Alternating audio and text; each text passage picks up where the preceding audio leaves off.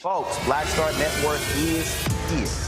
Hold no punches! I'm real revolutionary right now. Black power. Support this man, Black media. He makes sure that our stories are told. Thank you for being the voice of Black America, Roland. Stay black. I love y'all. All momentum we have now, we have to keep this going. The video looks phenomenal. See, this difference between Black Star Network and Black-owned media and something like CNN. You can't be Black-owned media and be scared. It's time to be smart. Bring your eyeballs home. You dig?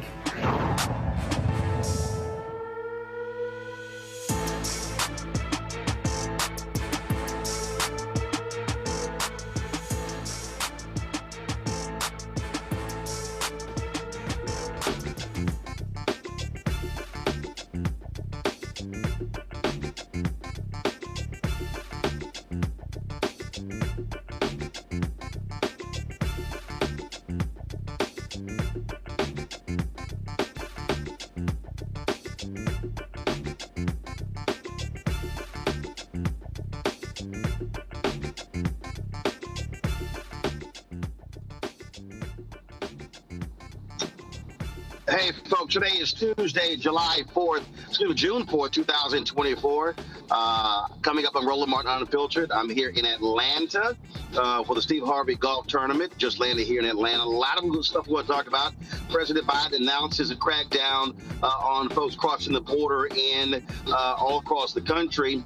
But this is upsetting immigration activists. We'll talk to one on the show. We'll talk to the attorney of one of the three black men who is suing American Airlines. Also on today's show, Attorney General Merrick Garland goes to Capitol Hill, and he has some words for Republicans who keep trashing the Justice Department. Also, a look back at the Black Wall Street Legacy Festival in Tulsa from this weekend. That and more. It's time to bring the funk. I'm Roland Martin Unfiltered on the Black Star Network. Let's go. He's got whatever the miss, he's on it.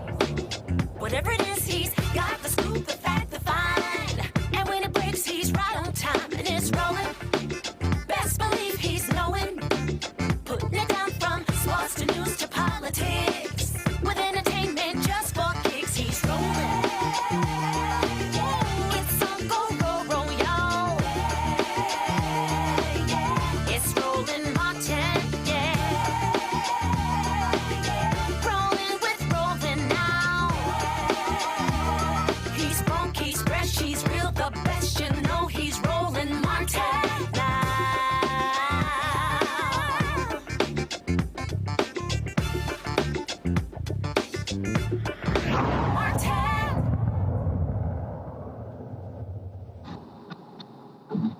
All right, folks, President Joe Biden has announced a new border order.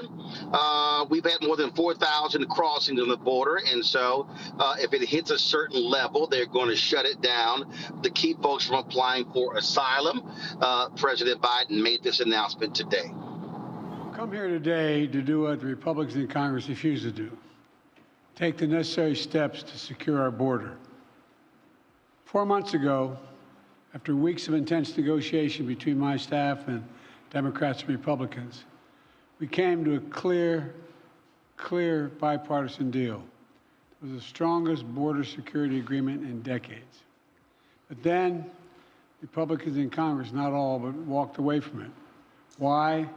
Because Donald Trump told them to. He told the Republicans, it has been published widely by many of you, that he didn't want to fix the issue. He wanted to use it to attack me. That's what he wanted to do. It was a cynical and an extremely cynical political move, and a complete disservice to the American people who are looking for us to not to weaponize the border, but to fix it. Today, I'm joined by a bipartisan group of governors, members of Congress, mayors, law enforcement officials, most of whom live and work along the southern border. They know the border is not a political issue to be weaponized. The responsibility we have to share, to do something about it.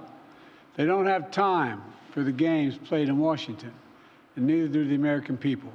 So today, I'm moving past Republican obstruction and using the executive authorities available to me as president to do what I can on my own to address the border. Frankly, I would have preferred to address this issue through a bipartisan legislation, because that's the only way to actually get the kind of system we have now that's broken, fixed, to hire more Border Patrol agents, more asylum officers, more judges. But Republicans have left me no choice. Today, I'm announcing actions to bar migrants who cross our southern border unlawfully from receiving asylum.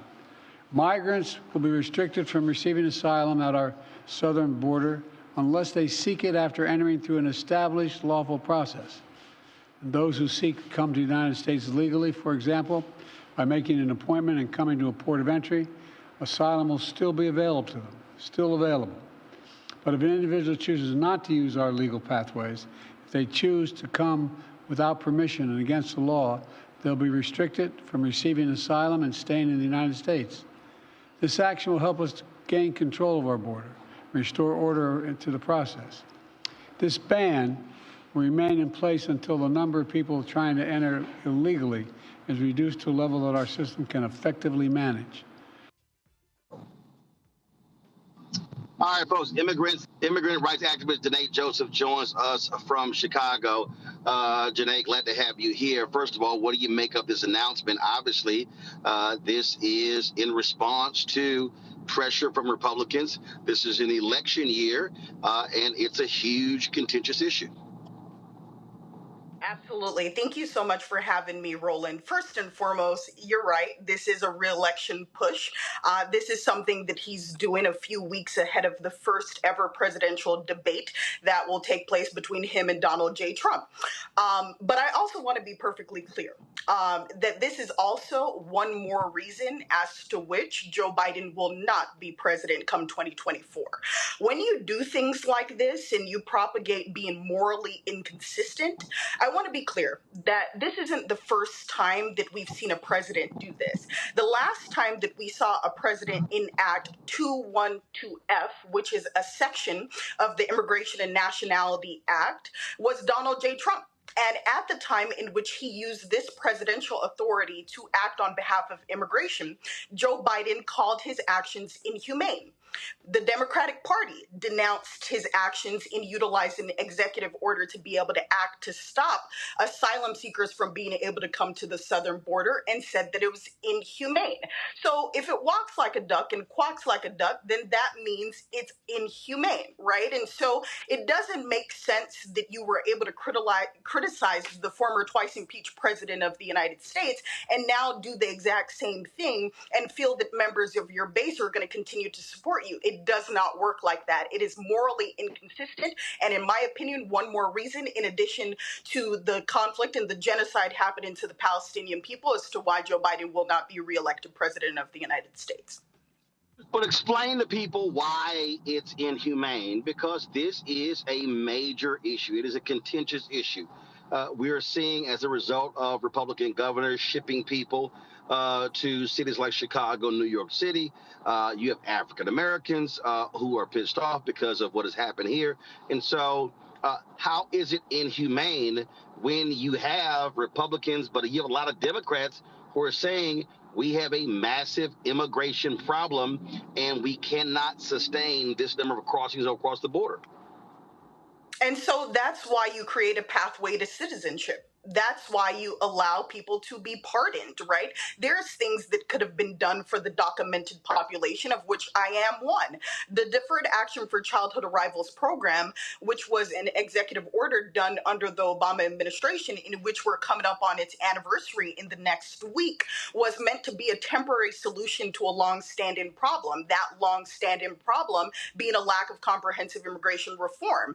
And at the time, it was said that we were going to do DACA now and then create a pathway to citizenship. And what did we see? We see that there was a continual refusal from the Obama administration at the time to be able to act on behalf of Congress to make a pathway to citizenship. He said that it would wait until the second term. And what did we see? The first time in which we had full control of Congress, both houses, and then in the second term in which he became a lame duck, where he couldn't really do anything on behalf of policy, right? So it's this continual refusal by members of the Democratic Democratic Party to really take bold action to be able to support members of the immigrant community. And I get it. People are rightfully upset. People are feeling as though this is a major crisis, but it isn't a new issue, right? If we were to be able to place people on a pathway to citizenship, then this would look entirely different. As a member of the DACA community, we're expected to pay X amount of dollars every 2 years that provides us with temporary status to be able to work in this country. And yet we continue to pay our taxpayer dollars. I continue to pay for these application fees. And yet I get nothing in return, right? So there's millions and billions of dollars that are being generated by undocumented immigrants in this country, but yet we're continually told that we're taking and extracting resources from local, state, and federal government, when in fact that's not the truth, right? As a documented person, as an undocumented person, there is no social resource that I've had the privilege of being able to get. So there's a lot of misinformation that continues to be pushed. And so if we have the Democratic Party saying that they stand in solidarity with the immigrant community, then you need to remain consistent in your stance. And I get it that there's an election to win. I am not, oblivious to that fact. But when you lose your base, then how could you start to act on behalf of the middle ground if you've lost those who are at the root of the communities that you need to mobilize for? And so when people are continually not happy with the actions that you're leading, and not just are we not happy with his actions, you are perpetuating the very same things that you called the former twice impeached president of being inhumane for doing. And you're doing the exact same thing, right? So trauma by another name done by another individual does not make it right. And what we're seeing is him perpetuating the same things that Donald Trump perpetuated as president, and it's not acceptable. So in the absence of Congress by the United States Senate, as he said, there was a deal. Donald Trump told Republicans don't support it. Then what? Because something has to be done. When you look at polling data, it is a serious issue. And so if not this, then what in the absence of Congress actually doing something? Well, I think that's where it comes that you need to fortify protections for existing communities, right? There's members of the TPS community, right, who are coming from countries like Haiti. There's individuals who have DED.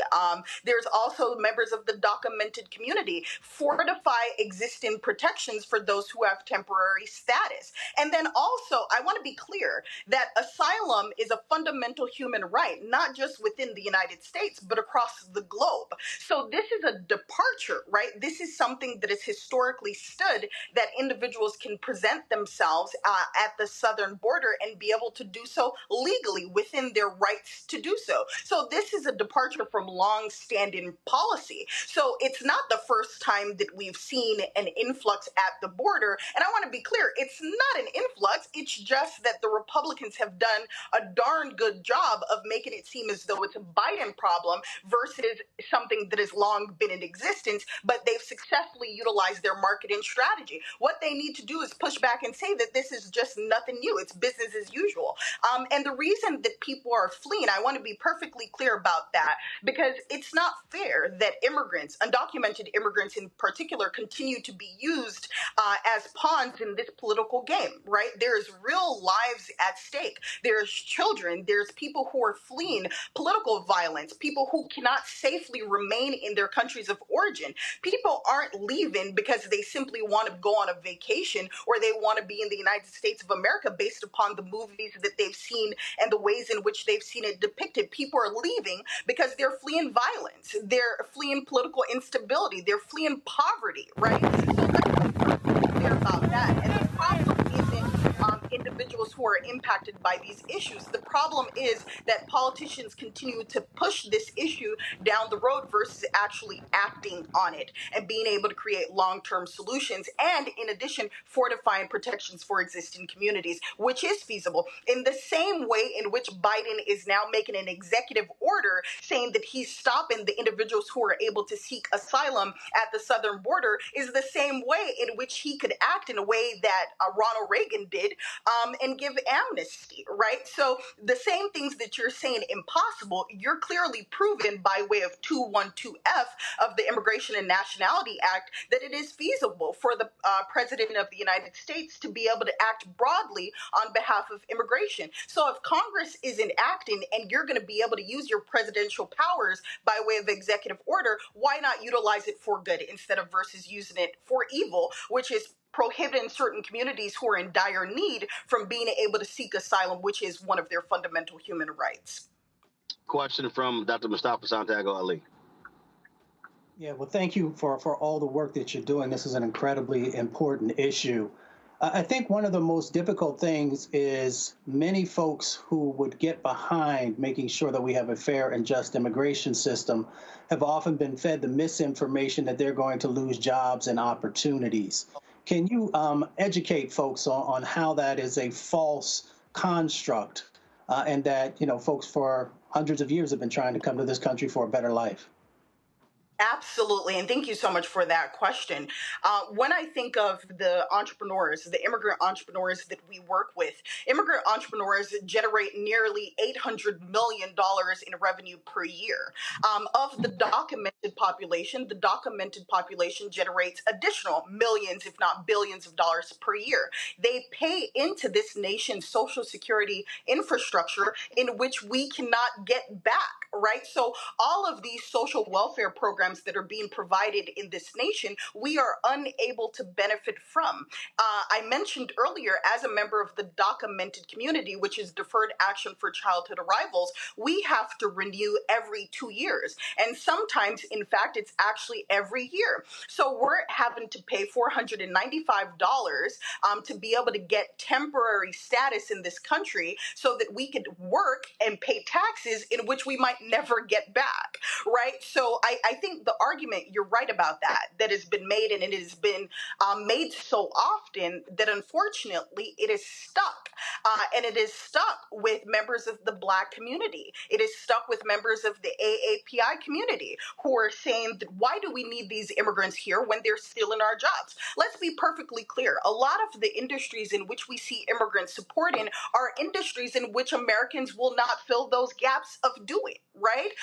So I always tell people, if someone can come to the United States of America without potentially a U.S. degree, without work authorization, and steal your job, then we have another problem, right? So our problem should not be one another. Our problem should be the system that continues to perpetuate inequity amongst us all. And if we simply were to mobilize collectively, we would realize that our problem really isn't with one another. It's breaking down these systems that prohibits people from actually being able to thrive versus just survive in this country that we call home.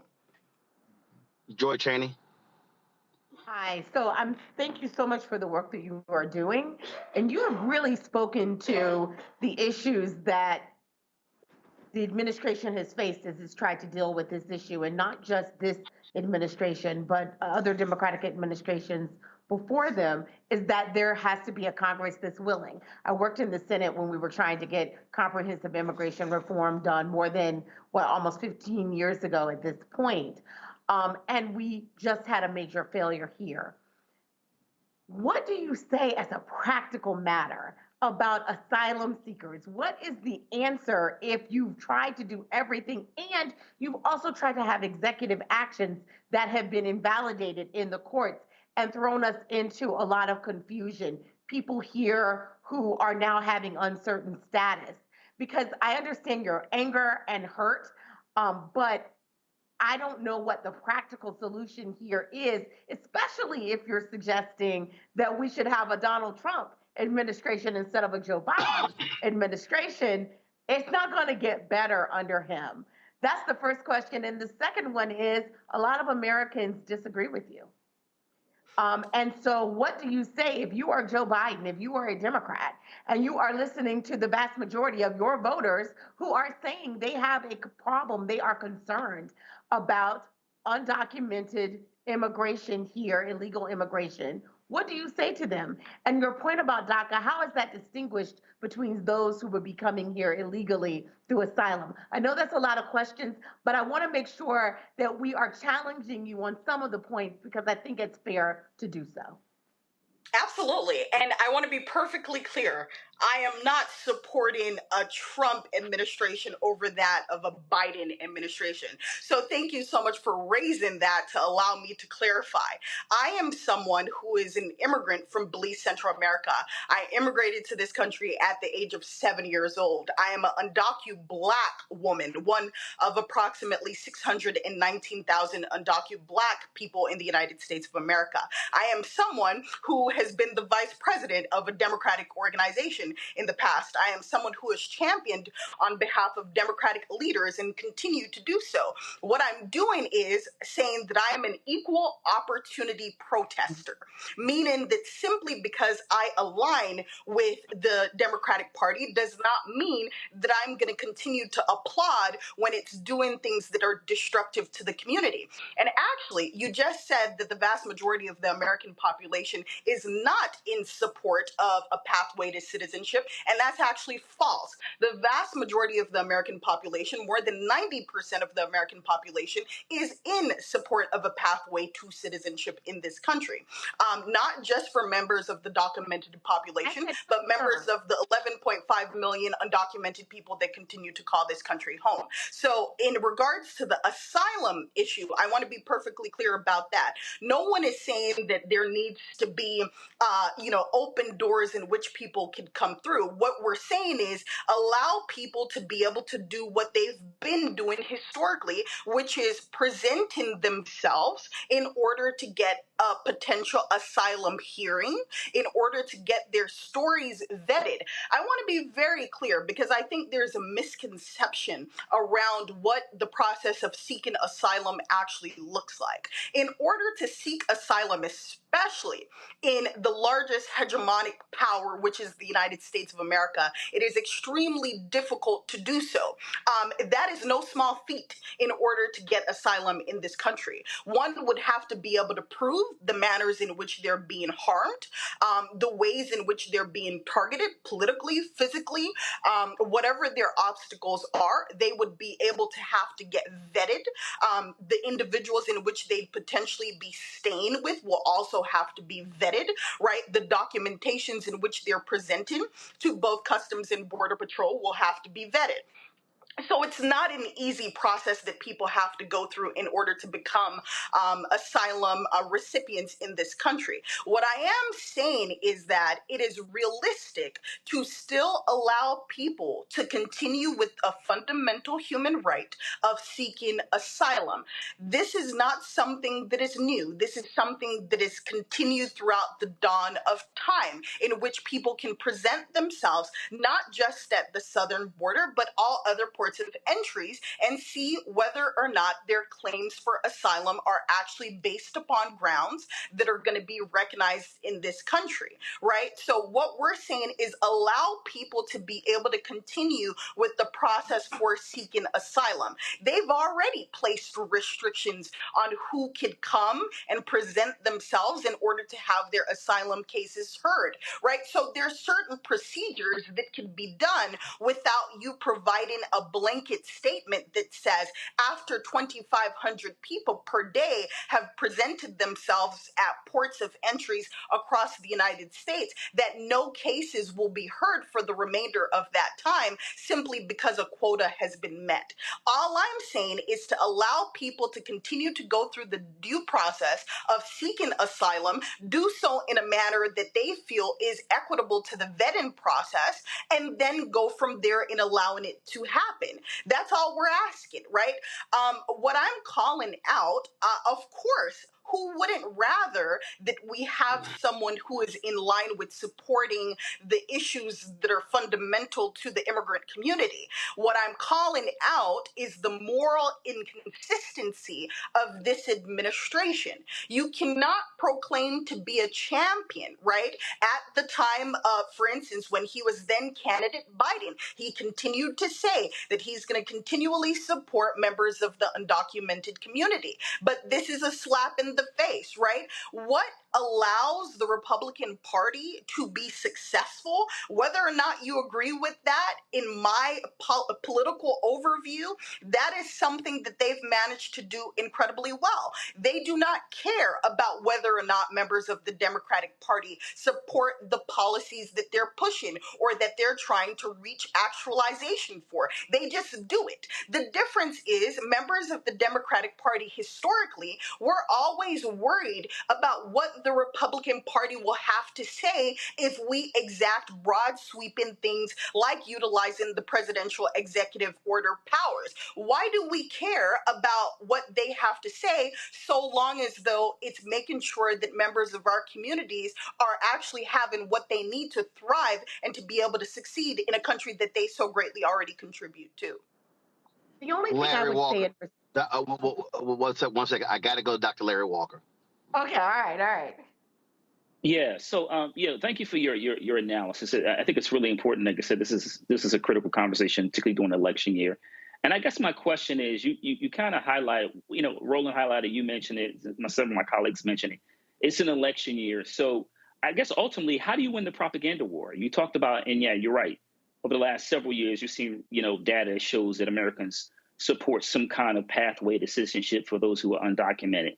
But the question is, how do you win I use propaganda. How do you win the message war, whether it's for Democrats or Republicans? Like you said, we already generally know how Republicans feel about this issue. But how do you win the message war in an election year on such an important issue? Thank you for that fantastic question. And having the public policy background that I do, the way that you win is by remaining consistent to those in which you made promises to, right? Because I think the problem is, if we already knew that that was the stance that he was going to take, that's one thing. But you can't, in the same ways that members of the Black community, the African American community, have been, upset at the lack of policy action that fortifies support for our community as well here in the United States, right? Many communities are dissatisfied with the job at hand. And it's not just because we're upset about certain rhetoric that's being used or the lack thereof. We're upset because there's a lack of concrete policy. There's a lack of advocacy. I understand the dynamics of our Congress. I am not oblivious to what's currently going on in both houses of our Congress, right? That is something that, unfortunately, as a member of the immigrant community, that my life is greatly impacted by. On a day-by-day basis, we live in fear of what the Supreme Court, what the circuit courts could potentially do. And most importantly, what Congress is failing to do, right? In the same way that Black, Indigenous, people of color are also upset at this administration for a lack of movement on so many things, in regards to poverty, in regards to ensuring that we have a more equitable society, in regards to home ownership, in regards to how the economy is performing. There are so many things. But the way that you win is by remaining true to your base. I think what this administration is failing to do, and I kind of hit on it a little bit earlier, is that, and I want to be perfectly clear, I don't want anyone to say that this girl supports the former twice impeached president of the United States. I absolutely do not. I vehemently do not. However, what I am is a realist, right? And I want to be clear about what they do and clearly what they do well. When he was in power, what did he do? He utilized executive orders until he couldn't anymore, right? He did that. He acted almost entirely in his last year based upon executive orders. And he could care less what it was that the Supreme Court had to say about it, because he was acting to make sure he did what were some of the promises that he made to his base. The difference is we are experiencing an administration that, in an attempt to win, what they think they're going to do is successfully win over those who are in the middle. How are you going to win those in the middle when you're not even remaining true to the people in which are a part of your base that you made your original promises to, right? It's just a lot of inconsistency. So I think the way that you win that so-called propaganda war, which it is, you're right about that. They're launching things around CRT, around abortion rights, around so many other issues that they're saying the same things over and over that they're starting to stick. However, if you focus on your base and you make sure, and I understand you might not be able to act in regards to policy on those things, but so long as we see and feel your advocacy and your support, there is something that does. Now, when you're not acting politically, you're not acting by executive order, and you're also propagating the same problematic language and rhetoric that you deemed harmful by the former twice impeached president. Now you're losing us across the board. All right. Well. First of all, we'll see what polling looks like in the next few weeks in the wake of this decision. Deanna and Joseph, we certainly appreciate it. Thanks a lot. Thank you. Folks, we come back. We're going to talk about the case of 3 black men who are suing American Airlines for discrimination. That more right here on Roland Martin Unfiltered on the Black Star Network, live from Atlanta. Back in a moment. Somebody's killing poor people, and it's going on. When COVID happened, poor people were dying at a rate already of 800 people a day. Before COVID, if you went to a funeral every single day, it would take you 600 years to attend all the funerals of the people who will die from the ravages of policy violence, poverty, and low wages in America in just 1 year. It would take you 2 years and 19 days to go to all of the funerals of the people that will die today, and oftentimes silence.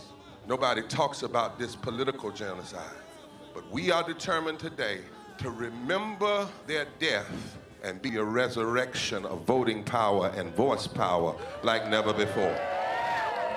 Economic justice and saving this democracy are deeply connected. We, as a nation, must listen to the demands of the poor, who are pushing and will continue to push political candidates and elected leaders to lift from the bottom so that everybody can rise. We are the poor, the marginalized, and the underpaid. And we are taking one step forward to say that everybody has a right to live. Poverty is not the fault of those who are impoverished. It is caused by those who make the policy. There are over 135 million poor and low-wage, low-income people in this nation. The biggest block of potential voters by far is low-income, low-wage voters. I can't afford medicine. Sometimes I have to skip because of the cost. The farm worker community is tired of the violence imposed upon us by greed, exclusion, and denial of basic human rights. Those folk that represented by that casket, poor and low-wage workers who are the most moral people in this country because they go to work every day believing, even though going to work is hazardous to their health. I'm tired of working 70 to 80 hours a week and still not have money for the necessity of bills. I'm tired of getting sick and not being able to go see the doctor, having to make a choice to pay between rent or the light bill or food or clothes. You cannot claim to care about families and a culture of life and then do everything in your power to rob people of equal access to resources and to force them to live in poverty. Leadership of both parties have waged war on poor people and low-wage workers. And this government has treated people experiencing poverty, including their military families, with disdainful, deliberate, malicious neglect. So the truth is that my son died from poverty. We refuse to accept poverty as the fourth leading cause of death. The fourth leading cause of death in this, the richest country in the world. We march today for our children and the generations to come. And we need to do it with the loudest voices possible, the biggest actions possible. We will voice our demands and register our vote. When we stand up and when we stand together, things change. There is the electorate that is, and then there is the electorate that should be. 34 million eligible poor and low-income voters did not vote in 2016. If just 20% of those voters in swing states were mobilized around an agenda, they could change the political outcome of every election. So we're launching the most massive voter mobilization and turnout campaign in history of poor and low-wage voters, allies, and religious leaders. People are dying, but we know it doesn't have to be this way. And so we are calling on everyone to join us in this Poor People's Campaign, a national call for moral revival. We are here, we will be seen, we will be heard, and our power will be felt. We don't need to be an insurrection. We are a resurrection that will be felt across this country. Are you ready? Ready, ready, ready. We are a resurrection, and we are ready. And we won't be silent anymore.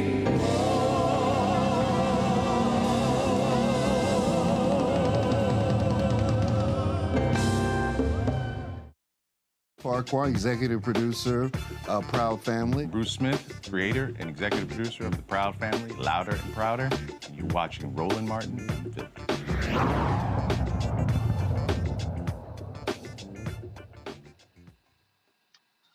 All right, folks, 3 black men are suing American Airlines for being wrongfully removed from a flight with 5 other black men. This took place in January. Alvin Jackson, Emmanuel Jean Joseph, and Xavier Neal were on a flight from Phoenix to New York City. They claimed that they, along with 5 other black men, were removed from the flight without any valid reason based solely on their race. The 8 black men were told to leave the plane and return to the gate to be rebooked for another flight. Upon exiting the plane and returning to the gate, the men learned that someone on the flight complained of body odor. Jackson, Joseph, and Bill say they were never told they had body odor. The lawsuit says it appears to plaintiffs that American had ordered all of the black male passengers off the plane. None of the men knew each other, nor were they seated together. Lauren Bateman is one of the plaintiff's attorneys. She joins us now from D.C. So, Lauren, this is quite strange here to order 8 black men off the plane because somebody complained about body odor when the 8 weren't even together. What the hell? That's right. It's completely inexcusable. And we know that this is a clear case of race discrimination for precisely the reason that you say, that a flight attendant was going not to a specific area, theoretically targeting where an odor might be coming from, but rather systematically selecting every single black man aboard the flight and removing them from the flight. And what's more, we have on video 2 American Airlines representatives agreeing with our clients that this act was discriminatory and that they were targeted based on the color of their skin. So what has been the response thus far of American Airlines? American Airlines has issued a sort of canned PR response, but we haven't heard anything further from them. And so our clients are really eager to hear what the airline has to say for themselves. Now, look, American Airlines had issues in the past with complaints of discrimination. And so you would think they would be a hell of a lot more aggressive in responding to this. But going back to this here, so they removed 8 black men. I mean, what other rationale is that where they weren't even together? Yeah, we can't think of one. It's clearly that these individuals were targeted on the basis of their race, and they removed what appeared to be every single black man aboard the flight. It's really impossible to imagine how humiliating and degrading that is for our clients who experience this treatment. So where does it stand in the lawsuit? Well, the complaint was filed and will await American Airlines' response. Have you heard from any other passengers on this flight who were shocked and appalled by this decision? We have, and I think that brings to mind an important point, which is that when the mostly white passengers remained on board while our clients were trying to figure out what was going on, the pilot announced to the people remaining on board that the men were removed because of a body odor issue. So clearly this compounds the humiliation, the degradation, the trauma. I mean, imagining our clients going back on the plane with a sea of white faces looking at them with undue suspicion, it's really heartbreaking to think about. And the pilot made that comment, and it lends the impression that they were saying all 8 had body odor. That's exactly right. All right. Well, Lauren, we certainly appreciate it. We'll see what happens next in this case. Thank you. I appreciate your time. All right. Thank you so very much. All right, folks, got to go to a break. We'll be right back. Roland Martin Unfiltered on the Black Star Network. Be sure to support us in what we do, folks. Join our Bring the Funk fan club. The goal is to get 20,000 of our fans contributing on average $50 each. That's $4.19 a month, 13 cents a day. You can send your check and money order to P.O. Box 57196, Washington, D.C., 37-0196. Cash App, $RM Unfiltered. PayPal, R Martin Unfiltered. Venmo is RM Unfiltered. Zelle, Roland at RolandSMartin.com. Roland at RolandMartinUnfiltered.com. Be sure to download the Black Star Network app, Apple phone, Android phone, Apple TV, Android TV, Roku, Amazon Fire TV, Xbox One, Samsung Smart TV. Also, folks, be sure to get a copy of my book, White Fear, How the Browning of America is Making White Folks Lose Their Minds, available at bookstores nationwide. Get the audio version on Audible. And I've got less than 200 copies of my book from 2009 called The First, President Barack Obama's Road to the White House. If you want a personally autographed book, folks, go to RolandSMartin.com/The First. I've cut the price to $10 plus $7.99 shipping and handling. And so, again, I'm personally autographing each one of the copies. And again, once they're gone, they're gone. There will be no reprinting. There'll be no reissuing. And so if you want me to personally autograph one to you, you can get your order in now. RolandSMartin.com/The First. I'll be right back.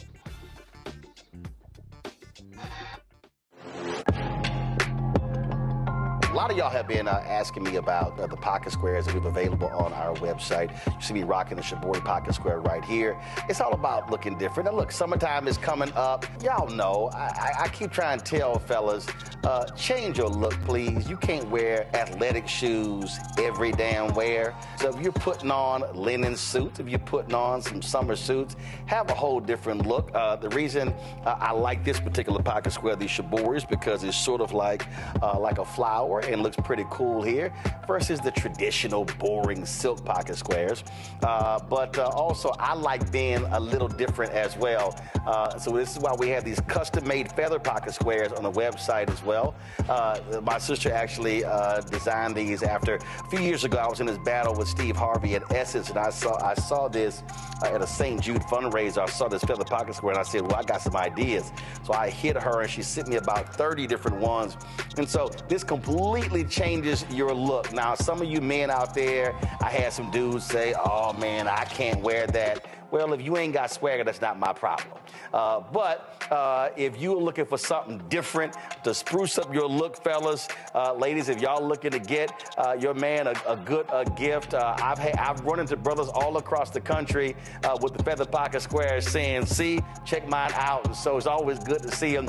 And so this is what you do. Go to RolandSMartin.com/pocket squares. You can order Shibori pocket squares or the custom-made pocket squares. Now, for the Shiboris, we're out of a lot of the different colors, and I think we're down to about 200 or 300. So you want to get your order in as soon as you can, because here's what happened. I got these several years ago, and the Japanese company signed a deal with another company, and I bought them before they signed that deal, and so I can't get access to any more from the company in Japan that makes them. And so get yours now. So come summertime, when I see y'all at Essence, y'all could be looking fly with the Shibori pocket square or the custom-made pocket square. Again, RolandSMartin.com/pocket squares. Go there now.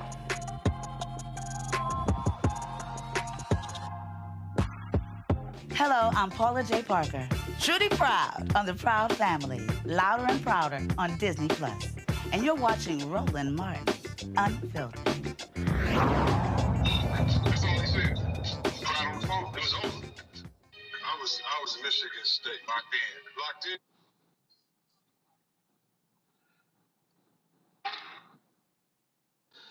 All right, folks, welcome back to Roland Martin Unfiltered here on the Black Start Network. I am here in Atlanta, of course, participating in Steve Harvey Golf Tournament. So look forward to doing that today.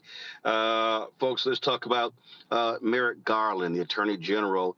He went before the crazies in the House. That, of course, they had another one of those nutcase committee hearings. And they have been accusing the Department of Justice of all kind of wrongdoing because all they're doing is sucking up to Donald Trump. And so here's some of the stuff that A.G. Garland had to say. Let me be clear. If anyone threatens public servants with violence, we will hold them accountable. And we will continue to protect our democratic institutions like this one and to bring to justice all those criminally responsible for the January 16th attack on our democracy. As Attorney General, I will continue to forcefully defend the independence of the Justice Department from improper influence or interference of any kind. And I will continue to fiercely protect the integrity of our criminal investigations. Nothing will deter me from fulfilling my obligation to uphold the rule of law. Fulfilling that obligation includes ensuring that the Justice Department respects Congress's important role in our democracy. That is why we have gone to extraordinary lengths to ensure that the committee gets responses to its legitimate requests for information. That is why I have provided the committee with Special Counsel Herr's report, why the Special Counsel testified for more than 5 hours, and why we have gone beyond precedent to provide the committee with the transcripts of the Special Counsel's interview with the President. But we have made clear that we will not provide audio recordings from which the transcripts that you already have were created. Releasing the audio would chill cooperation with the department in future investigations, and it could influence witnesses' answers if they thought the audio of their law enforcement interviews would be broadcast to Congress and the public. Now, in response, certain members of this committee and the Oversight Committee are seeking contempt as a means of obtaining, for no legitimate purpose, sensitive law enforcement information that could harm the integrity of future investigations. This effort is only the most recent in a long line of attacks on the Justice Department's work.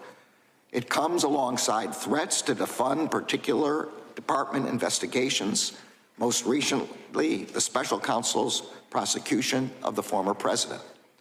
It comes alongside false claims that a jury verdict in a state trial brought by a local district attorney was somehow controlled by the Justice Department. That conspiracy theory is an attack on the judicial process itself. It comes as individual career agents and prosecutors have been singled out just for doing their jobs. It comes as baseless and extremely dangerous falsehoods are being spread about the FBI's law enforcement operations. And it comes at a time when we are seeing heinous threats of violence being directed at the Justice Department's career civil servants. These repeated attacks on the Justice Department are unprecedented and they are unfounded. These attacks have not and they will not influence our decision-making. I view contempt as a serious matter, but I will not jeopardize the ability of our prosecutors and agents to do their jobs effectively in future investigations. I will not be intimidated, and the Justice Department will not be intimidated. We will continue to do our jobs free from political influence, and we will not back down from defending democracy. Congressman Eric Swalwell was sick and tired of the sheer hypocrisy of the Republicans. So he let it rip. Even states' rights, except when a jury in that state convicts your nominee for president, you might be in a cult. If you claim you back the blue but want to defund the police when the police go to your nominee's house to retrieve national security secrets, you might be in a cult. If you're supporting a guy whose felony convictions prevent him from getting a security clearance, you might be in a cult. And if the guy you're supporting for president has felony convictions that prevent him from going to Argentina, Australia, Brazil, Cambodia, Canada, Chile, China, Cuba, Dominican Republic, Egypt, Ethiopia, Hong Kong, my motion India, takes precedent. Indonesia, Iran, Ireland, Israel, Japan, Kenya, Macau, Malaysia, Mexico, Morocco, Nepal, New Zealand, Peru, Philippines, Singapore, South Africa, South Korea, Taiwan, Tanzania, Tunisia, Turkey, Ukraine, United Arab Emirates, and the UK, the gentleman from Kentucky is recognized for 5 minutes. I'm asking the gentleman. I have unanimous consent request. Gentleman has unanimous consent. I mean, look, Larry, you sort of get tired of having to deal with these pathetic people. So, look, and I keep saying this, Michelle Obama said, when they go low, we go high. Nah, you got to knock asses out. No, I all due respect to Michelle Obama, I don't believe in that. I'm from Philadelphia, old school union, blue collar union town, and also trained by an old school CBC member. And you got to give it to them when it's time to give it to them. And listen, I think some Democrats, and not only in this committee, others have done a really good job in challenging some of the nonsense and highlighting the hypocrisy. And so, Roland, we're in a really interesting time in this country. Obviously, we talk about election coming up, but it's really important that Democrats continue to highlight the utter insanity and the daily contradictions you get from Republicans. And as he mentioned, if you're all about supporting law enforcement, but also highlight not only in terms of defunding the police, but what happened on January 6th. And, and also look what happened last week. You heard Republicans repeatedly talk about how the former president of the United States is been sandbagged. But the reality is, stop committing crimes in different jurisdictions and you won't find yourself in a situation. But the Democrats have to continue to do this. And I also encourage President Biden himself to make sure publicly he highlights a lot of this hypocrisy. Obviously, he did some of that today. But I think he's got to do that more forcefully. And he just can't leave it up to members of the House and Senate. If he wants to, when he wants to, be reelected, he's going to have to be more forceful and highlight some of the contradictions that, you hear from, Republicans in House and Senate. And then, what actually policies they support. And then obviously the policies that American citizens care about. Joy, what we have here are Republicans who don't want to do any work. What they think is work are these useless hearings. I mean, let's hold Garland in contempt. Let's impeach Biden. They've got nothing to do. They impeached Mayorkas, the head of Homeland Security. That went nowhere in the Senate. I mean, all of this is all show. No policy, no bills, just hearings. Listen to crank crazy ass Jim Jordan and Marjorie Taylor Greene, Jim Comer, and the rest of these idiots. I mean, I want to apologize to previous Congresses, which we used to call the do-nothing Congress. This Congress really, truly does win the battle for who can do the least and waste the most of the American people's money. I've just been, no child who's watching this should think this is the way our government should actually work. These folks have nothing to show for it. And on a previous show you had several months ago, we highlighted a Republican member who said the same. They have done absolutely nothing. Make no mistake, we could actually do things in this Congress. There are things that are bipartisan that we could actually have wins on. We just talked about one of them, immigration. We had a bipartisan deal and we couldn't get it done because they walked away from the table. And let me be clear, Republicans walked away from the table. People who are in the majority in the House walked away from the table. People who were in the minority in the Senate walked away from the table. So we have a problem here. If you want to have any of the things that you care about, if you want to have George Floyd Justice and Policing Act, if you want to have comprehensive immigration reform, if you want to have reproductive health, you've got to vote these clowns out. Because at some point, it's not about them. It's about us. We are choosing these people, and not the folks on this call, but the people who are voting for them in their district, and more importantly, the people who are not voting for good alternatives to them in their district. This is what matters. We can't just have someone in the White House. We have to have partners in Congress, because these clowns, they ain't it. And Mustafa, that's what it is. It's a clown show. And whenever they have them, it is in town, and you can't take them seriously. And again, when you have their own members saying they ain't done jack, okay, believe them. Yeah, you know, it's interesting. We've labeled these folks as clowns. I'm very strategic.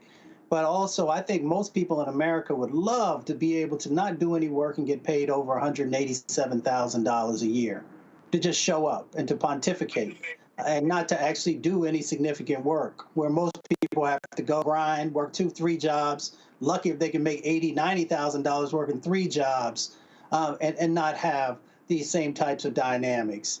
You know, this is all strategy. These folks understand that if they can create chaotic situations, if they can pull the attention away from what's currently going on with Donald Trump and all of the egregious things that he's done, then maybe they'll have a shot. So instead of actually creating policy like both Larry and Joy talk and actually doing some work, they're busy with these smoke screens. They know there's nothing there, but they want to continue. Now, the other part of it is that we actually take an oath. I took the oath, a number of other people, to make sure that we were protecting the country from enemies, both foreign and domestic. So when they do these types of things, they take and put sensitive issues on the table, and they put individuals in harm's way. So I would surmise that they are also helping to strengthen the folks who would like to do damage inside of our country. So we need to pay attention. And as Joy said, you got to vote. If you're tired of this clown show, if you're tired of the ineffectiveness of the individuals who are making over $187,000 a year, then give them something else to do by replacing them on Capitol Hill with individuals who actually want to do the work. Yep, because they don't want to actually do any of the work, and you've got just the crazies there. I mean, I swear, I just want to gag every time Marjorie Taylor Greene opens her mouth or appears on the screen, because she really is truly despicable individual. So it's just like, ugh, I can't even deal with it. All right, y'all, hold tight 1 second. We come back. These fake electors, these fake Trump electors, 3 of them have been charged in Wisconsin. We'll give you those details. Also, the Black Wall Street Legacy Festival took place over the weekend in Tulsa. Anthony Hamilton performed. I'm going to show you some sights and sounds from that. You're watching Roland Martin Unfiltered right here on the Black Star Network.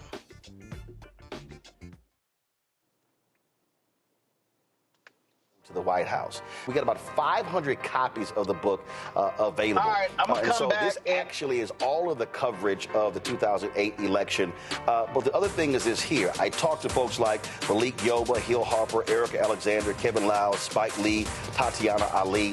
But there's a lot of behind-the-scenes stuff in here as well, where I talked about some of the stuff that went down at CNN.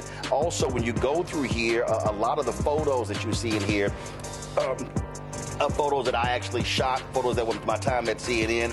And so what I decided to do, because one, I published the book and I own it myself, is that so I said, you know what, I'm going to slash the price to $10. I'm not reprinting the book. So once we are sold out of these 500, that's it. They're gone. So you can go to RolandSMartin.com/the first to get a copy of this book. Everybody who orders this book through the website not on Amazon, only through RolandSMartin.com. I will personally autograph and mail you a copy of this book. It's all of the covers, the actual interviews that I did with him. And just to show you, of course, when it came out, there's actually even in here the interviews that I did with him and Michelle Obama, which won TV One cable networks its first 2 NAACP Image Awards. And so all of that for $10. Go to RolandSMartin.com the first and order your copy today. Fanbase is pioneering a new era of social media for the creator economy. This next generation social media app with over 600,000 users is raising $17 million, and now is your chance to invest. For details on how to invest, visit startengine.com/fanbase or scan the QR code. Another way we're giving you the freedom to be you without limits. Hi, I'm Jo Marie Payton, voice of Sugar Mama on Disney's Louder and Prouder Disney Plus, and I'm with Roland Martin on Unfiltered.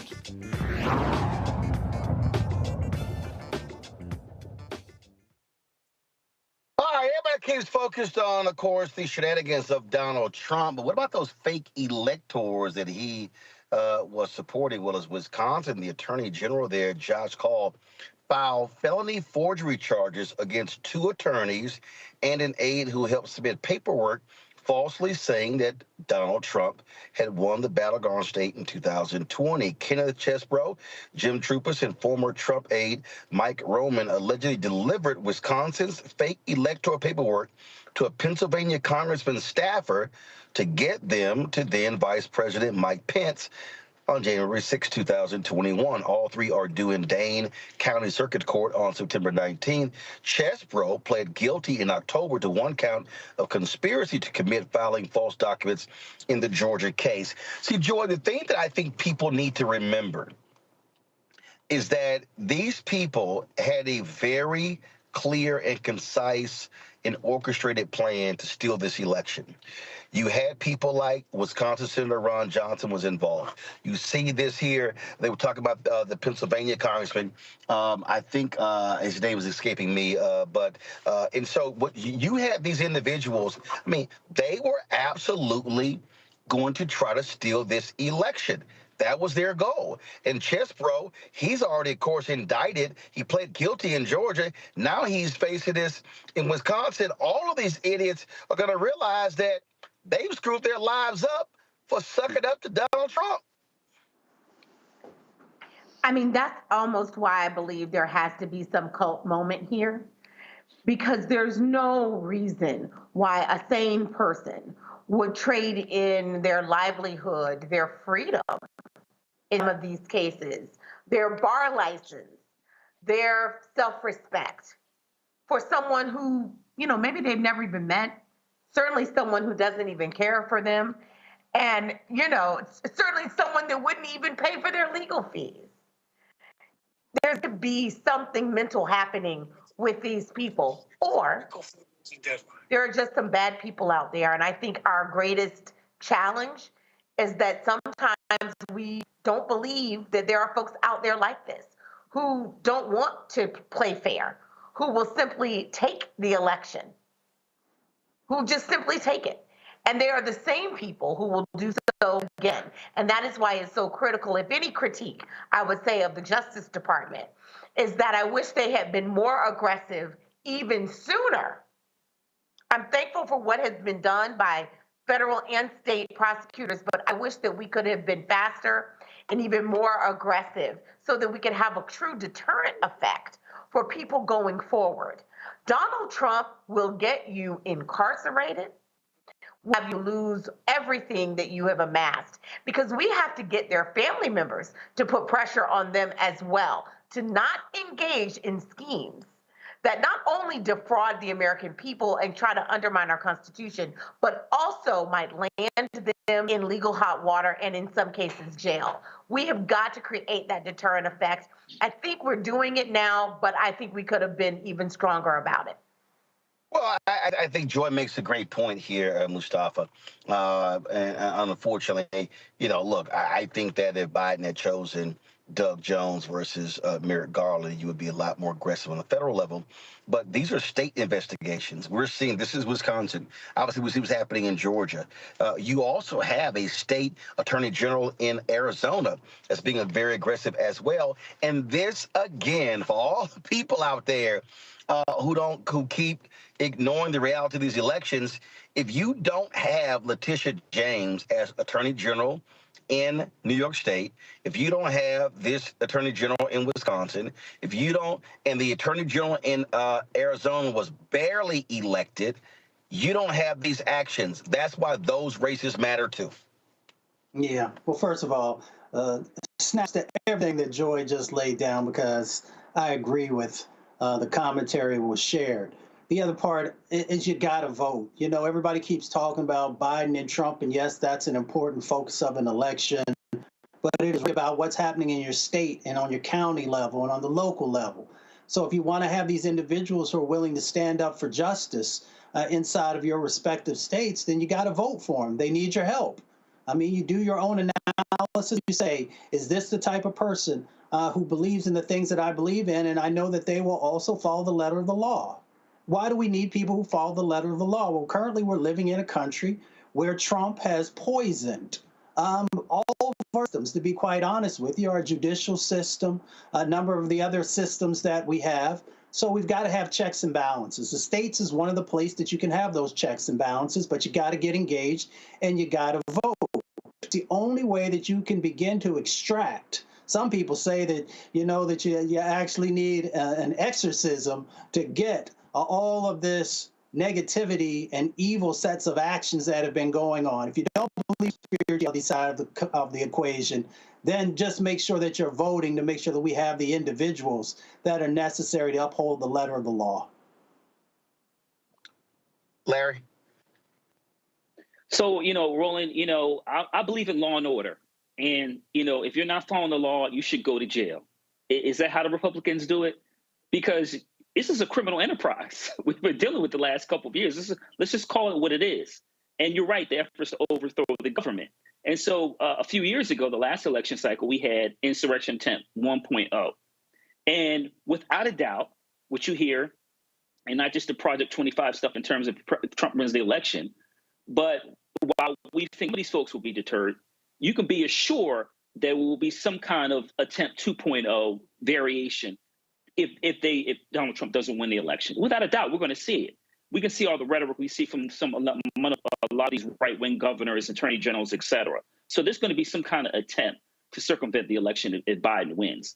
But you have to hold these folks accountable, because for years, all I heard is in terms of Black community and racial stereotypes for years. Now, so if you don't want to follow the law, you should go to jail and you should suffer the consequences, including losing your law license, and anything else that goes at any jobs you may have, offers, opportunities you have, should be gone. Because once again, if you believe in law and order, then that should be consistent, including upholding our democracy. So I look forward to, you know, continue to follow these cases, like you said, this one, the one in Arizona, among others, and those individuals, you know, facing the consequences for their own actions. Yeah, absolutely. And so that is exactly what needs to happen. All right, folks. Black and Missing.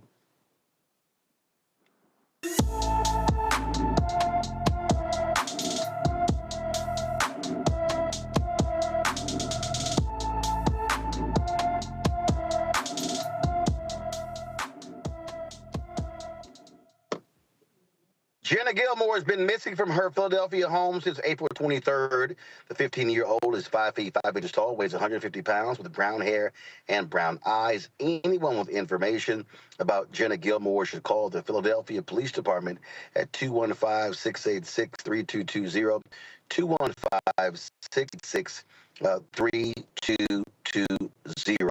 Folks, Sean Diddy Combs has sold his majority stake in his cable network Revolt, and the equity has been bought out by employees. The announcement was made today, of course. Sean Combs launched Revolt in 2013, has owned it for the last 11 years. He stepped down as chairman in November after a series of sexual misconduct lawsuits and allegations, beginning with his ex, Cassie Ventura. Revolt CEO Detavio Samuels said having the employees as shareholders was one of their goals. Again, the majority of Revolt's employees, about 80% whom are people of color, are now the company's largest shareholder group. The initial value of Diddy's share in the company is reportedly unclear, but y'all know I got good sources. It's about $50 million. So see now what happens with Revolt coming soon. All right, Joy, Larry, Mustafa, that is it for the panel. I certainly appreciate y'all being on today's show. Thank you so very much. Look forward to having y'all back on the show. Gotta go to a break. We come back. Black Wall Street Legacy Fest took place on Saturday in Tulsa. I'll show you what took place. So we come back. Roland Martin Unfiltered on the Black Star Network. Support us in what we do. Join the Brina Funk Fan Club. Send your check and money order to P.O. Box 57196, Washington, D.C. 20037-0196. Cash App, $RM Unfiltered. PayPal, R Martin Unfiltered. Venmo is RM Unfiltered. Zelle, Roland at RolandSMartin.com. Roland at RolandMartinUnfiltered.com. We'll be right back. Now streaming on the Black Star Network. We look at all of the best mans, the movies, and then, of course, series on Peacock. Why do you think it resonated so well? Well, I think it's a reflection of us. You know, I think it's a reflection of authentic black people, the way they see themselves. And in some instances, aspirationally so.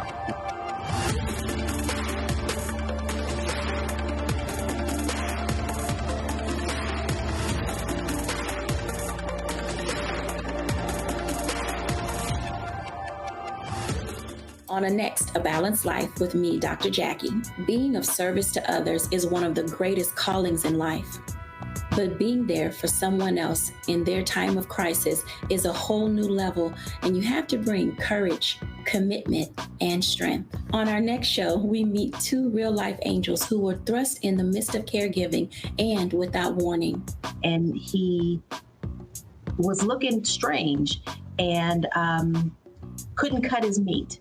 And it was very odd. And I said, well, what's wrong? And he says, I think I've had a stroke. And so, of course, it scared me. And we literally got in the car and he walked into the hospital on a Thursday.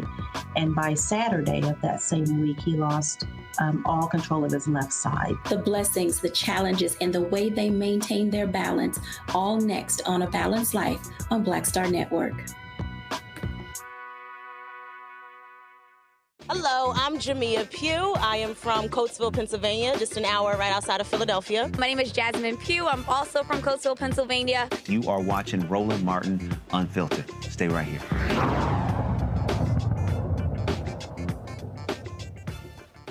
All right, folks. Over the weekend, I was in Tulsa on Saturday for the Black Wall Street Legacy Festival. It is a celebration. It commemorates also the Tulsa Race Massacre that took place 103 years ago. There were all-day events going on, concerts there across from the Greenwood Center in It was a great time had by all. Anthony Hamilton was the headliner, and so I got an opportunity to MC the whole event. Shout out to Dr. Tiffany Crutcher, as well as the Crutcher Foundation, of course, which is a sponsor of the event. A lot of things that they're trying to do, raising money for a national monument. I'm going to have her on the show to talk about that as well. So, but I have a camera there, and of course, I decided to stroll through the crowd, chatting and joking with people, and also y'all get to experience Anthony Hamilton, some of this as well. And so, hope y'all enjoy.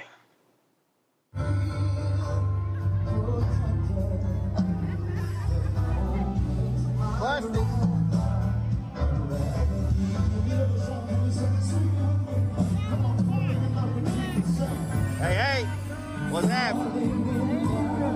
All good?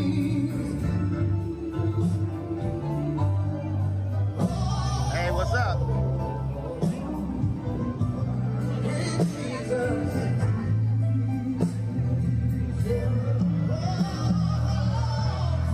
happening?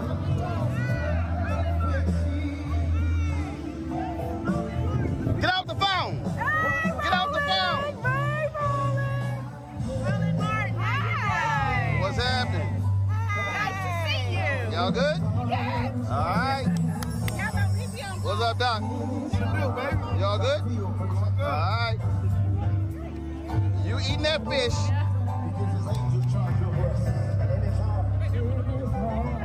What's going on? Hey, hi. Y'all just chilling? Yeah, we're just chilling, baby. Legacy fans, hey.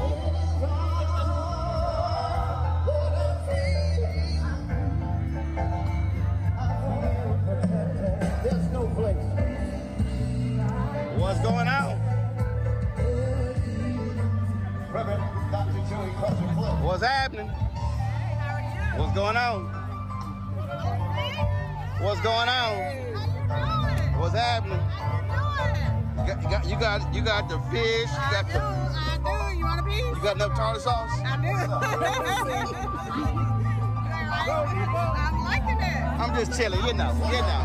Had 11 to represent.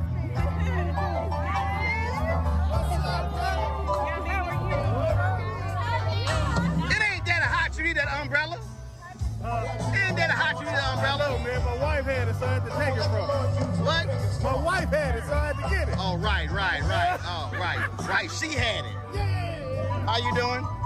You good? Just chilling? All right. Oh, so you just gonna bring your own shade, huh? You gonna bring your own shade. See, look at you. Got your own little shade.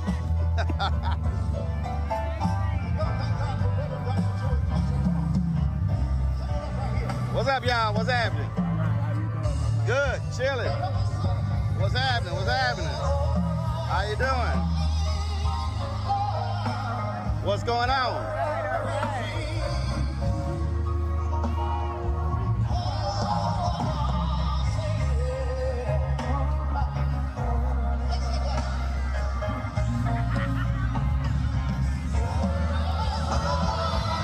What's going on? What's happening? What's going on? Y'all chilling? You hanging out? Listen to you every day. Try to give him a little hell every day. Huh? Thank you. Somebody gotta do it. Somebody gotta do it. You know it. Ah, y'all be well. What's happening? What's going on? You was talking about me up there. Huh? You was talking about me up there. How so? You said, I see you ain't practiced your stroke. Why you say that? I was out there getting it. You're supposed to be my friend. You're supposed to have my back. You're supposed to support me. I speak truth. It wasn't me you was watching then. When I see it, I'ma say it. It wasn't me you was watching then. I see it, I'ma say it. Hey. What's up, bro? Hey, we got something in common. What's that? You went to Texas A&M, right? Yep. My baby boy down there. He's a star private student. Okay. All right. Hopefully they play a lot better this year. I hope so. What's happening? What's going on? I'm glad to be here. What's happening? You good? All right.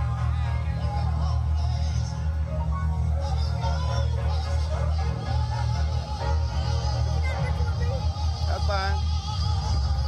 Give it that. I got it, baby. This ain't my first rodeo. Roland Martin! Oh, no, ain't no video. Hey! Thank you. Y'all good? What's happening? You kick somebody? No, my Achilles heel is torn. You trying to play basketball? What a trick. See? You should have retired. Why you trying to run track at your age? Y'all black people be tripping out. That's why you in that damn booth right now. Trying to run with them young kids. That's what happened, huh? Yeah. See? And for the next 9 months, you in that damn booth. I bet you ain't running track after this, huh? Yeah, I thought so. What's happening? What's happening?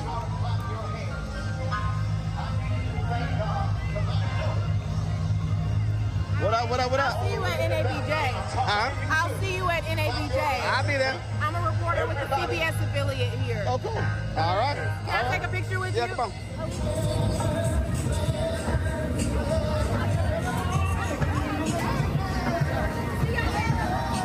What? What? Can you be nice?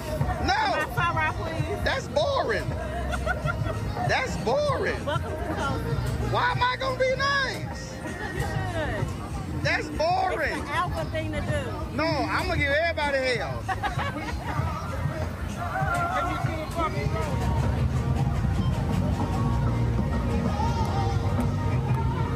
Get off the phone. My sister-in-law. Get off the phone. It's my fault. It's my fault. Brittany, where your ass at? Brittany. Brittany. Brittany, where you at? She lost. Brittany, how in the hell you lost, Brittany?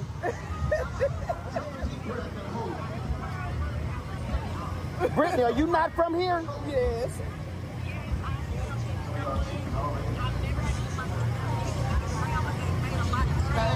Brittany, how in the hell you from here, but you don't know where you going? Brittany, do you know who you talking to? No. Brittany, this is Roland Martin. This is Roland Martin. Her ass said who twice. Brittany, this is Roland Martin. She young. Host of Roland Martin Unfiltered. She's killing her. Roland Martin, I'm the stage MC. And you don't know who Roland Martin is? But Brittany, everybody gonna know who you are, because I got 4 million followers and I'm videotaping this right now. And Brittany, when you finally get your ass here, I'm gonna call you out from the stage. Okay, so all y'all who watching the video, that's the photo of Brittany. Y'all see Brittany right there? Brittany, you need to go to damn Instagram and you need to follow me at Roland Martin and Twitter. And you need to go to my YouTube channel. You can't be walking around here and not knowing who the hell I am, Brittany. No, not Roland. Roland. My Instagram handle is Roland S. Martin. Brittany. Yeah, Brittany. All right, I'm gonna give your sister the phone back so you can figure out how in the hell to get here because you're late. All right, hold on.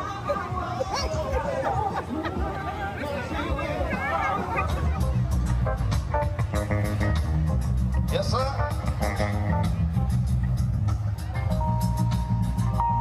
Cortez Johnson, chip on bass guitar. Y'all clap your hands if you will. And this is the youngster of our group right here. I always mess with him like this. I've been watching him on YouTube since he was like 3, 4, 5. Drum set bigger than him. Cymbals taller than him. Drumsticks. Right, so Anthony, you're here. Of course, 103rd anniversary of Tulsa Race Massacre, Black Wall Street Legacy Festival. Yeah. Tiffany Crutch, they put in. Just your thoughts just about being here in Tulsa. Well, you know, being here and on soil where so much happened, where we had built up such an amazing city and wealth for ourselves, to be here now that it's gone, man, to celebrate what we lost and to celebrate the spirit of the people.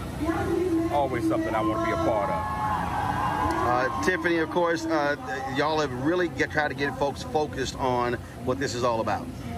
Yeah, absolutely. The Black Wall Street Legacy Fest, this is our 4th year. We birthed it during the centennial, during the 100th year. And it's really just not about concerts. It is about, this is our rally cry. This is our rally cry. You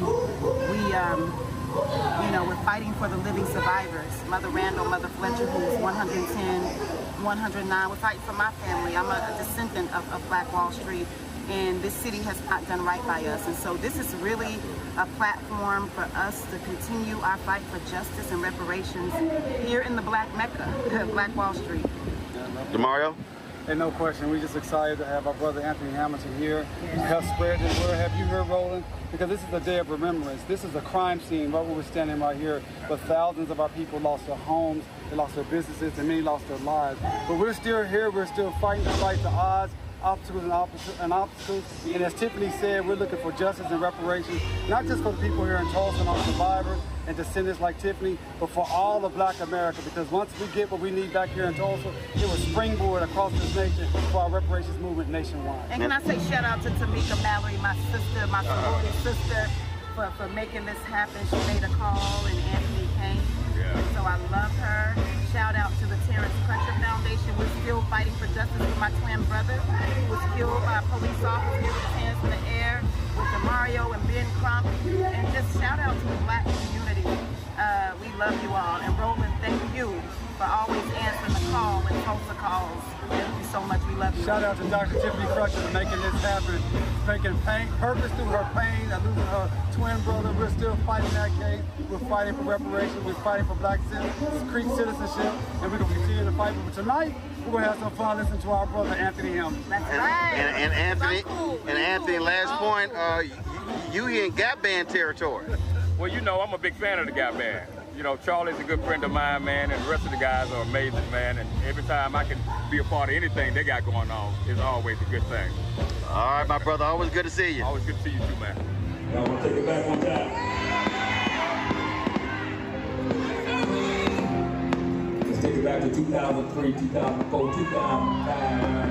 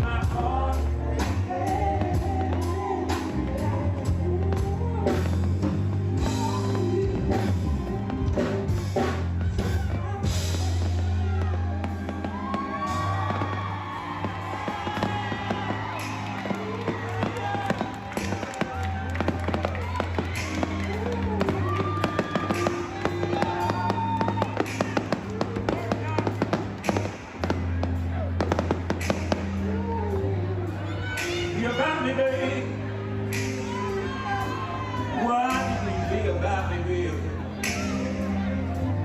You left me here so long and cold. Let me here all by myself. And I haven't time to stop thinking about how I used to love you so very much.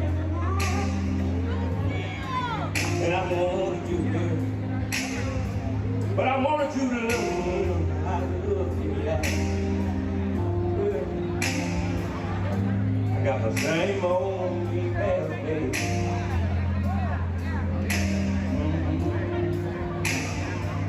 I got the same old Instagram. You can find me right there. I got the same old cell phone number you know my mama. On the door. I would do that. But it's getting at the right hour. Woke up that morning, found a little at your road. You said it was tired, and I was always on the road. Too hard to swallow, being alone. You needed someone at night that you could hold on to, baby.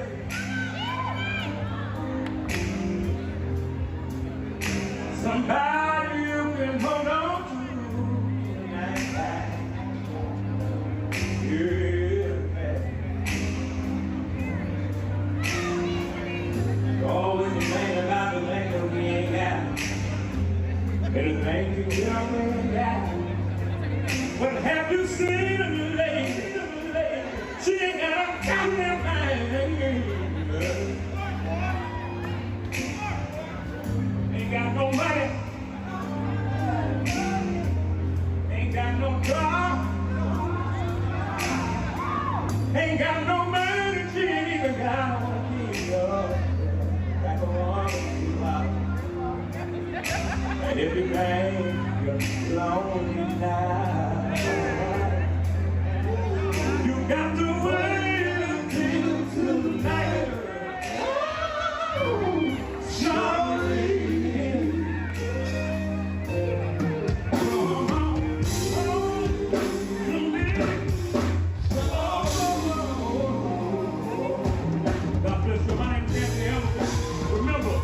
Never do a lot of work tonight. Tulsa, Oklahoma. Good night tonight. Love y'all.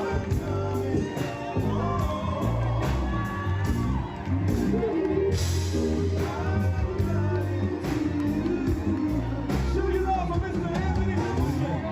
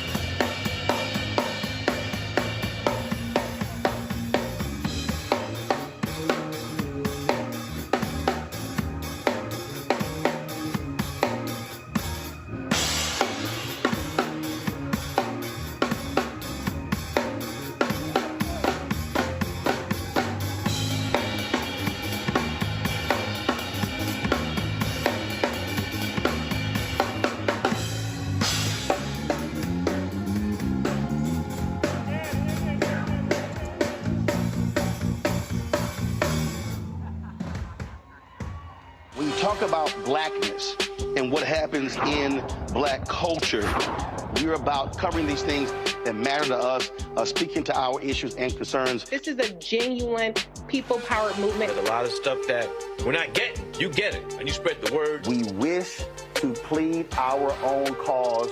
Too long have others spoken for us. We cannot tell our own story if we can't pay for it. This is about covering us. Invest in black-owned media. Your dollars matter. We don't have to keep asking them to cover our stuff. So please support us in what we do, folks. We want to hit 2,000 people, $50 this month, raise $100,000. We're behind 100,000, so we want to hit that. Y'all money makes this possible.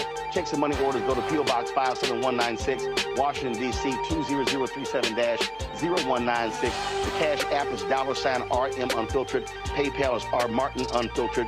Venmo is RM Unfiltered. Zelle is Roland at RolandSMartin.com.